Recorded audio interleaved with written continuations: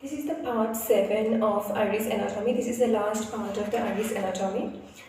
And in this part, I'll be talking about the movement of fluid and solute across the iris. It is from the Wolff's anatomy, chapter 9, the iris anatomy. This part is from the page number 332. So the movement of fluid and solute across the iris. It has already been noted that the anterior surface of the iris and its stroma are freely accessible to the diffusion of fluid and solute from the aqueous humor. In this respect, the anterior and posterior chambers of the eye have different permeability properties. The anterior chamber has leaky walls by which water may leave either by diffusion across the corneal endothelium, the iris or ciliary body stroma, or by pressure-dependent bulk flow via the conventional drainage pathway or uveoscleral system. The posterior chamber is completely secluded by the impermeable epithelia of the iris and ciliary body. The iris pigment epithelium is also able to pump anions out of the posterior chamber. The features of the capillaries of the iris and ciliary body are different. The ciliary capillaries being permeable and the iris capillaries impermeable to tracer materials such as horseradish peroxidase.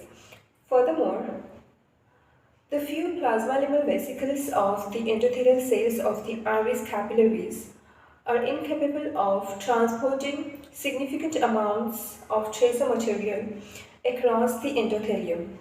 Thus, in normal conditions, only tiny amounts of plasma proteins reach the anterior chamber by way of the iris vessels, although protein, which leaks into the ciliary body stroma via the fenestrated ciliary vessels, will have access to the anterior chamber at the iris root. However, although intravenously injected horseradish peroxidase diffuses readily into the stroma of the iris root, from the ciliary body stroma, it is prevented from reaching the posterior chamber across the iris epithelium by the zonuli occludenti of the posterior pigmented epithelium. The continuous non-fenestrated vascular endothelium prevents the entry of proteins and tracer molecules from the vessel lumen into the iris stroma in the normal eye. With inflammation, for example iritis, this barrier breaks down and allows protein to pass into the aqueous, where it becomes visible by slit lamp microscopy as an aqueous flare. Fredo and Sachs Villeneuve in 1989 observed simplification and description of endothelial tight junctions in endotoxin-induced uveitis in rabbits, which resulted in a leakage of tracer primarily through the interendothelial clefts of the vessels. In these studies, junctional simplification involved a reduction of junctional strands and the loss of the ridges and grooves of the P and E phases. These changes were similar to but possibly less marked than the changes observed in ciliary epithelium during uveitis.